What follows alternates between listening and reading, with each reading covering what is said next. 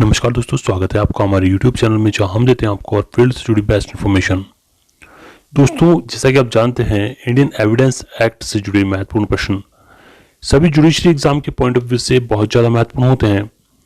ऐसे में आज का यह वीडियो भी आपके लिए बहुत ज़्यादा महत्वपूर्ण होने वाला है, क्योंकि आज इस वीडियो के अंतर्गत हम इंडियन एविडेंस एक्ट से जुड़े महत्वपूर्ण प्रश्नों को सॉल्व करने का प्रयास करेंगे। तो दोस्तों, वीडियो में बने रहे अंत तक ताकि आपको संपूर्ण इन्फॉर्मेशन प्राप्त हो सके। साथ ही दोस्तों, आगे बढ़ने से पहले मेरा निवेदन आपसे ये भी है कि अभी तक आपने हमारे चैनल को सब्सक्राइब नहीं किया है, वीडियो के नीचे इस लाल बटन को दबाकर चैनल को आज ही सब्सक्राइब कर लें। साथ ही नोटिफिकेशन के बेल आइकन को भी ऑन कर लें ताकि जब भी हम कोई नया वीडियो अपलोड करें आपको उसका नोटिफिकेशन प्राप्त हो जाए। इसके अलावा दोस्तों, यदि आप वीडियो को देखते हैं, वीडियो को लाइक जरूर करें, दोस्तों के साथ ज़्यादा से ज़्यादा शेयर करें ताकि ऐसे इन्फॉर्मेटिव वीडियो की जानकारी उन्हें भी प्राप्त हो सके। तो आइए दोस्तों, शुरू करते हैं आज का हमारा ये वीडियो। दोस्तों, यथासंभव कोशिश ये करें कि जब भी आप हमारा यह वीडियो देख रहे हैं उस समय अपने साथ संभव हो तो बैर एक्ट लेकर बैठें ताकि आपको हमारे द्वारा दी जाने वाली समस्त इन्फॉर्मेशन एक ही बार में आसानी से समझ में आ जाए और यह वीडियो आपके लिए उपयोगी साबित हो। तो दोस्तों, आज के इस इंडियन एविडेंस एक्ट के इस वीडियो के अंतर्गत आइए शुरू करते हैं आज का हमारा पहला प्रश्न। तो दोस्तों, पहला प्रश्न है कि कौन सी परिस्थिति में अमुक दस्तावेज की अंतर वस्तुओं का सेकेंडरी साक्ष्य प्रस्तुत नहीं किया जा सकता। दोस्तों, आपको पता है सेकेंडरी एविडेंस की डेफिनेशन बताई गई इंडियन एविडेंस एक्ट की धारा 63 के अंतर्गत। धारा 63 सेकेंडरी एविडेंस को प्रावधान करती है, जिसके अंतर्गत बताया गया कि सेकेंडरी एविडेंस से अभिप्रेत है या इसके अंतर्गत कौन कौन से एविडेंस आते हैं। साथ ही सेक्शन 65 के अंतर्गत ऐसी परिस्थितियां बताई गई जिसमें बताया गया कि सेकेंडरी एविडेंस का प्रयोग कब किया जा सकता है या उसे साक्ष्य में कब ग्राह्य किया जा सकता है। प्रस्तुत प्रश्न यहां नकारात्मक तौर पर पूछा गया है। पूछा गया कि कौन सी परिस्थिति में अमुक दस्तावेज की अंतर वस्तुओं का सेकेंडरी साक्ष्य प्रस्तुत नहीं किया जा सकता, जबकि सेक्शन 65 कहता है कुछ परिस्थितियां बताई गई हैं जिनमें सेकेंडरी एविडेंस साक्ष्य के तौर पर दिया जा सकता है। अर्थात उन परिस्थितियों को छोड़कर जो कि सेक्शन 65 के अंतर्गत बताई गई हैं, उन परिस्थितियों को छोड़कर अन्य समस्त परिस्थितियों में किसी भी दस्तावेज के संदर्भ में सेकेंडरी साक्ष्य प्रस्तुत नहीं किया जा सकता। तो आइए दोस्तों, जानते हैं कि ऐसी कौन सी परिस्थितियां हैं जो कि सेक्शन 65 के अनुसार बताई गई, जिसके अनुसार वैसे प्रस्तुत प्रश्न का सही आंसर ये होगा कि जो मूल साक्ष्य में यदि ग्राह्य नहीं है तो ऐसे दस्तावेज को सेकेंडरी एविडेंस के तौर पर प्रस्तुत नहीं किया जा सकता। इसके विपरीत मूल दस्तावेज यदि खो गया है तो आप सेकेंडरी एविडेंस पेश कर सकते हैं। मूल दस्तावेज विपक्षी के कब्जे और शक्ति में है तब भी आप सेकेंडरी एविडेंस के तौर पर उसे पेश कर सकते हैं। मूल को आसानी से स्थानांतरित नहीं किया जा सकता, इस परिस्थिति में भी आप सेक्शन 65 के अंतर्गत सेकेंडरी एविडेंस प्रस्तुत कर सकते हैं। परंतु यदि मूल ही कोई डॉक्यूमेंट ऐसा है जो कि मूल ही साक्ष्य के तौर पर ग्राह्य नहीं किया जा सकता, तो उसकी सेकेंडरी एविडेंस को तो पेश करने या उसकी ग्राह्यता का कोई प्रश्न ही नहीं उठता। तो दोस्तों, आइए अगला प्रश्न है हमारा कि अभियुक्त द्वारा की गई संस्वीकृति ना तो ग्राह्य है और ना ही सुसंगत है। तो इसके अनुसार प्रस्तुत प्रश्न जो है सेक्शन 24 से पूछा गया और जिसके अनुसार इस प्रश्न का सही आंसर होगा कि मजिस्ट्रेट के द्वारा दिए गए आश्वासन पर यदि अभियुक्त पूर्ण संस्वीकृति करता है तो उसे रिहा कर दिया जाएगा। सेक्शन 24 इंडियन एविडेंस एक्ट प्रावधान करता है उत्प्रेरणा, धमकी या वचन द्वारा कराई गई संस्वीकृति दंडिक कार्रवाइयों में कब विसंगत होती है। तो अभियुक्त व्यक्ति द्वारा की गई संस्वीकृति दंडिक कार्रवाइयों में विसंगत होती है यदि उसके किए जाने के बारे में न्यायालय को प्रतीत है कि अभियुक्त व्यक्ति के विरुद्ध आरोप के बारे में वह ऐसी उत्प्रेरणा, धमकी या वचन द्वारा कराई गई है जो प्राधिकारवान व्यक्ति की ओर से दिया गया है, जो न्यायालय की राय में इसके लिए पर्याप्त है कि अभियुक्त व्यक्ति को यह अनुमान करने के लिए उसे युक्तियुक्त प्रतीत होने वाले आधार देती है कि उसके करने से वह उसके विरुद्ध कार्रवाइयों के बारे में एक रूप से कोई फायदा उठाएगा या एक रूप से किसी बुराई का परिवर्जन कर लेगा। तो यदि मजिस्ट्रेट द्वारा किसी आश्वासन के आधार पर अर्थात किसी वचन, धमकी, उत्प्रेरणा के आधार पर अभियुक्त द्वारा सह स्वीकृति की जाती है और उसे रिहा कर दिया जाता है, तो ऐसी की गई सह स्वीकृति ना तो ग्राह्य है और ना ही सुसंगत है। अगला प्रश्न है कि अभियुक्त द्वारा स्वेच्छापूर्वक की गई सह स्वीकृति साक्ष्य में ग्राह्य है यदि वह सक्षम मजिस्ट्रेट के समक्ष की जाती है, स्वेच्छापूर्वक की जाती है, तो ऐसी सह स्वीकृति साक्ष्य में ग्राह्य होगी। विपरीत इसके यदि पुलिस ऑफिसर के समक्ष की जाती है, साक्ष्य में ग्राह्य नहीं होगी। ग्राम पंचायत के प्रधान के समक्ष इस निवेदन के साथ कि उसे बचा लिया जाएगा, साक्ष्य में ग्राह्य नहीं होगी। पुलिस अभिरक्षा में अभियुक्त द्वारा किसी तथ्य का प्रकटन नहीं किया जाता तो भी साक्ष्य में ग्राह्य नहीं है। इसके विपरीत केवल सक्षम मजिस्ट्रेट के समक्ष की गई सह स्वीकृति और वो भी स्वेच्छापूर्वक, साक्ष्य में ग्राह्य है। अगला प्रश्न है कि कै ने कै की मृत्यु करित करने की आशय से उसके सीने पर और पेट पर चाकू से प्रहार किए और उसकी हत्या कर दी गई। कै के विचारण में कौन सा तथ्य फैक्ट ऑफ इशू है अर्थात विवादक तथ्य है? फैक्ट ऑफ इशू अर्थात विवादक तथ्य की जो डेफिनेशन है निर्वाचन खंड धारा 3 के अंतर्गत दी गई है। धारा 3 विवादक तथ्य और सुसंगत तथ्य की डिफाइन करते हैं, जिसके अनुसार इसका सही आंसर होगा नंबर 4 अर्थात ये समस्त तथ्य फैक्ट ऑफ इशू हैं, विवादक तथ्य हैं। विवादक तथ्य यहां यह भी है कि कै द्वारा खे के सीने और पेट पर चाकू का प्रहार किया गया, ये इशू है। कै द्वारा खे को ऐसी चोटें पहुंचाना जिससे कि मृत्यु करित हो गई, ये भी फैक्ट ऑफ इशू है। कै ने साक्ष्य खे की मृत्यु करित करते हुए उसकी हत्या की से आशय, कै ने से आशय कै की मृत्यु करित करते हुए उसकी हत्या की, यह भी फैक्ट ऑफ इशू है। अगला प्रश्न है कै कै पर बलात्कार करने के आपराधिक प्रकरण में अभियुक्त है।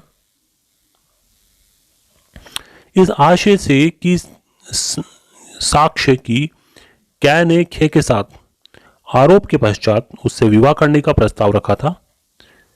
यह प्रस्ताव साक्ष्यिक मूल्यांकन क्या होगा? तो प्रस्तुत प्रश्न जो है वह भी धारा 3 से सुसंगत तथ्य और रिलेवेंट विवादक तथ्य से पूछा गया है। तो यह तथ्य सुसंगत तथ्य होगा क्योंकि वह बलात्कार का विचारण उस पर चल रहा है और आरोप के बाद उसने उससे विवाह का प्रस्ताव रखा। यह एक रिलेवेंट फैक्ट है। अगला प्रश्न है कि विशेषज्ञ की राय सुसंगत व साक्ष्य में ग्राह्य होती है क्यों साक्ष्य में ग्राह्य होती है? इसके पीछे ये समस्त कारण है क्योंकि वह अपने क्षेत्र में कार्य में दक्ष होता है, विशिष्ट प्रकृति की साक्ष्य देते हैं, निरपेक्ष और स्वतंत्र साक्ष्य देते हैं। तो ये समस्त कारण है, इस वजह से विशेषज्ञ की राय है वह रिलेवेंट मानी जाती है। एक्सपर्ट ओपिनियन के बारे में धारा 45 प्रावधान करती है, जिसके अनुसार यदि न्यायालय को किसी विषय, विज्ञान, कला, हस्तलेख या अंगुल चिन्हों की अन्यता के बारे में यदि कोई राय बनानी हो तो विशेषज्ञों की राय ली जा सकती है। और इसी संदर्भ में धारा 46 कहती है कि विशेषज्ञों की राय एक संबंधित तथ्य है। धारा 46 में कहा गया कि वह तथ्य जो अन्यथा सुसंगत नहीं है, सुसंगत होते हैं यदि वह विशेषज्ञ की राय का समर्थन करते हैं या उनसे असंगत हो जबकि ऐसी राय सुसंगत हो। तो क्यों ये इसीलिए रिलेवेंट होते हैं, इसके मूल कारण यही है। अगला प्रश्न है कि मूल विक्रय विलेख का एक दस्तावेज के रूप में होना और उसकी फोटोग्राफी करना स्वीकृतः साबित हो चुका है, और जबकि इसका मूल से मिलान नहीं किया गया था। इस संदर्भ में फोटोग्राफी किस प्रकार का एविडेंस होगा? तो ये सेकेंडरी एविडेंस है जो कि धारा 63 में कहा गया। धारा 63 में बताई गई सेकेंडरी एविडेंस की जो डेफिनेशन है उसके अनुसार ये एक सेकेंडरी एविडेंस होगा। अगला प्रश्न है कि किसी पब्लिक स्कूल द्वारा जारी किया गया विद्यार्थी का स्थानांतरण प्रमाण पत्र अर्थात टीसी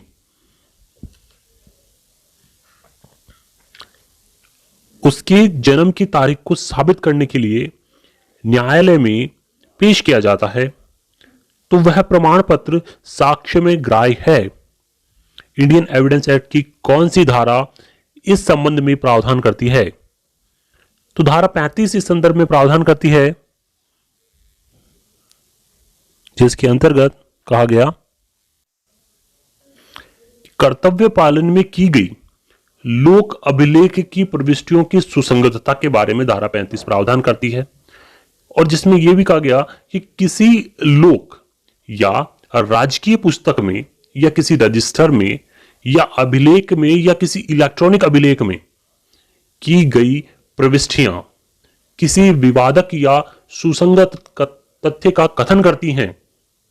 जैसे यदि किसी पब्लिक स्कूल का जो टीसी का जो रजिस्टर है, टीसी प्रमाण पत्र है, उसमें जो डेट ऑफ बर्थ लिखी गई है, क्योंकि वह एक कर्तव्य पालन में की गई लोक अभिलेख की प्रविष्टि है, तो कर्तव्य पालन के अंतर्गत लोक या किसी राजकीय पुस्तक या रजिस्टर या किसी रिकॉर्ड में या किसी इलेक्ट्रॉनिक रिकॉर्ड में की गई समस्त प्रविष्टियां जो कि किसी विवादक तथ्य या किसी रिलेवेंट तथ्य का कथन करती हैं और किसी लोक सेवक द्वारा अपने पदीय कर्तव्यों के निर्वहन में उसे देश की किसी ऐसी पुस्तक या रजिस्टर या अभिलेख या इलेक्ट्रॉनिक अभिलेख में रखा जाता है, तो विधि द्वारा, क्योंकि विधि द्वारा विशेष रूप से व्यादृष्ट कर्तव्य के पालन में किसी अन्य व्यक्ति द्वारा की गई है, तथ्य स्वयं सुसंगत तथ्य हैं। अर्थात टीसी जो है वह जन्म की डेट की साबित करने के लिए इंडियन एविडेंस एक्ट की धारा 35 के अंतर्गत एक रिलेवेंट फैक्ट है। अगला प्रश्न है कि साक्ष्य के दौरान पुलिस अधिकारी द्वारा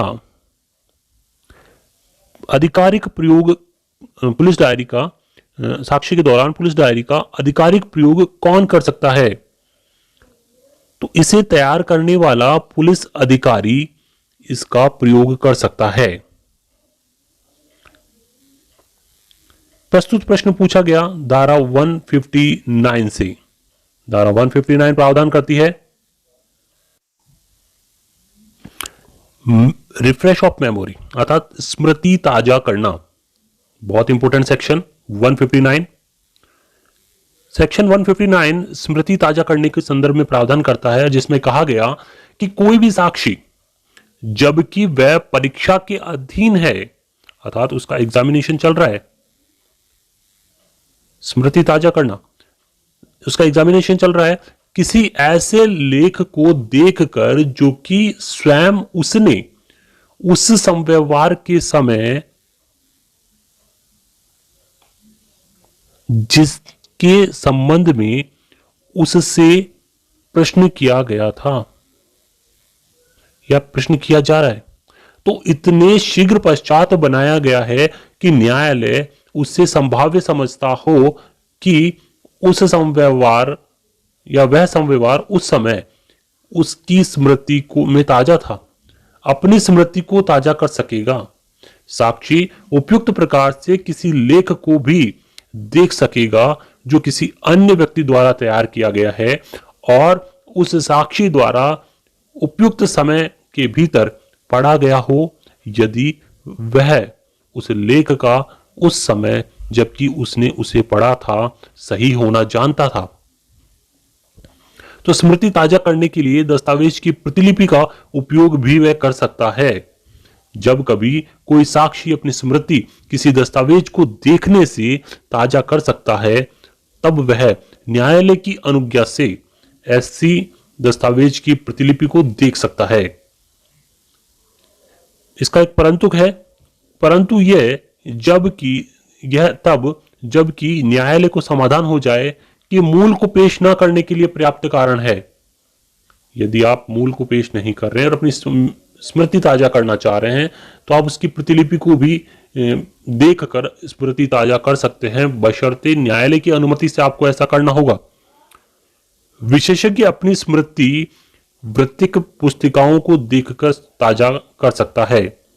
तो प्रस्तुत प्रश्न में भी यही पूछा गया, जिसके अनुसार कहा गया कि साक्ष्य के दौरान, अर्थात उसका एग्जामिनेशन चल रहा है, उस दौरान पुलिस डायरी का आधिकारिक तौर पर उसका प्रयोग कौन कर सकता है?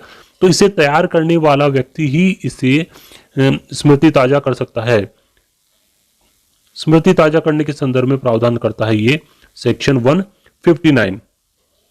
तो दोस्तों, ये थे कुछ महत्वपूर्ण प्रश्न जो कि इंडियन एविडेंस एक्ट से जुड़े थे, जो कि कई जुडिशरी एग्जाम के अंतर्गत कई बार पूछे जाते हैं। दोस्तों, हमने इससे पहले भी कई वीडियो अपलोड किए हैं जो कि महत्वपूर्ण एमसीक्यू से जुड़े थे, जिसके अंतर्गत IPC, CrPC, CPC, contract act, TP act तथा अन्य समस्त प्रकार की जुडिशरी एग्जाम से जुड़े महत्वपूर्ण एक्ट से जुड़े एमसीक्यूज का हमने वीडियो बनाया है। यदि आपने वह वीडियो नहीं देखे हैं, आप हमारे चैनल की प्लेलिस्ट में जाकर वह वीडियो भी देख सकते हैं। तो दोस्तों, वीडियो पसंद आया हो, वीडियो को लाइक करें, दोस्तों के साथ ज़्यादा से ज़्यादा शेयर करें। चैनल पर नए हैं, चैनल को सब्सक्राइब नहीं किया यदि आपने अभी तक, चैनल को आज ही सब्सक्राइब कर लें। साथ ही नोटिफिकेशन के बेल आइकन को ऑन करना ना भूलें। मिलते हैं दोस्तों अगले वीडियो में, तब तक के लिए जय हिंद, जय भारत।